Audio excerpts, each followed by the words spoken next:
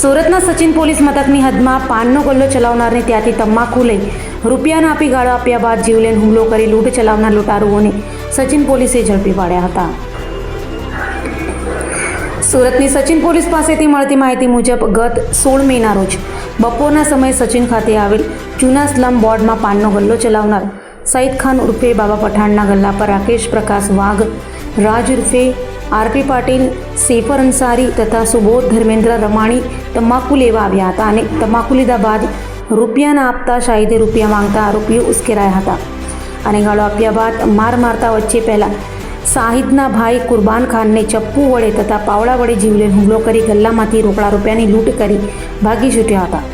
બનાવને લઈ સચિન પોલીસે ત્વરિત ગુનો નોંધી તપાસ હાથ ધરી હતી અને સચિન પીઆઈ PN વાઘેલાની ટીમે પીએસઆઈ એનડી ડામોરના માર્ગદર્શન હેઠળ તપાસ હાથ ધરી આરોપીઓ રોશન સંજય બરકશ, આનંદ સુરેશ પાટીલ, પ્રિન્સ રાજેશ પટેલ અને રાકેશ ઉર્ફે રાખ્યો પ્રકાશ વાઘને ઝડપી પાડ્યા હતા. તો એક આરોપી સુબોધ ધર્મેન્દ્ર રમાણીને ક્રાઇમ બ્રાન્ચે ઝડપી પાડ્યો હતો. હાલ તમામ આરોપીઓ વિરુદ્ધ સચિન પોલીસે કાર્યવાહી હાથ ધરી છે.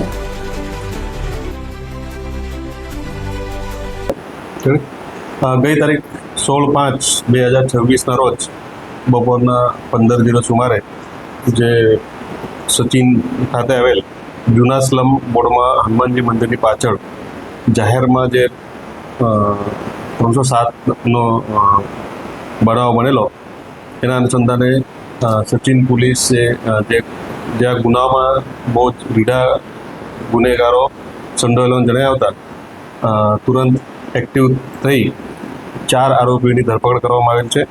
આમાં રોશન સંજયભાઈ બરકશ તથા આનંદ સુરેશભાઈ પાટીલ, પ્રિન્સ રાજેશભાઈ પટેલ તથા રાકેશ ઉર્ફે રાખ્યો પ્રકાશભાઈ વાઘ. મેં આગળ જણાવ્યા એ પ્રમાણે આ ગુનામાં આગળ ગુનાહિત ભૂતકાળ ધરાવતા આરોપીઓ સંડોવાયેલા જણાયા હતા. આ જે રાકેશ છે એના વિરુદ્ધમાં અગાઉ 4 વખત પાસા થયેલી છે. શરીર સંબંધી ગુનાઓ, મિલકત સંબંધી ગુનાઓ પણ નોંધાયેલા છે અને આ શરૂઆતના તબક્કામાં આ જે લૂંટનો બનાવ હતો એમાં હજુ પણ ઘણા આરોપીઓ સંડોવાયેલાનું તપાસ દરમિયાન જણાયા હતા. આગળની એ પ્રમાણે કાયદેસરની જે કલમો એડ કરવાનું થશે એ પ્રમાણે સચિન પોલીસે આરોપીઓને રિમાન્ડ મેળવી આગળની કાર્યવાહી હાથ ધરેલ છે. આમાં જેટલા અન્ય આરોપીઓ એ પણ બીજા જ ગુનેગારો હોવાની છે એટલે એ લોકોને પણ ધરપકડ કરવાના પ્રયત્નો અમારા ચાલુ છે અને એ પ્રમાણે કલમોનો પણ આગળ જતા ઉમેરો કરવામાં આવશે.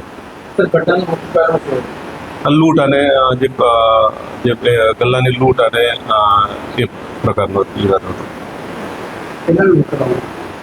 7,000ની હમણાં પ્રાથમિક તબક્કા 7,000ની 7 થી 8,000ની લૂંટ થયેલા જણાવ્યું.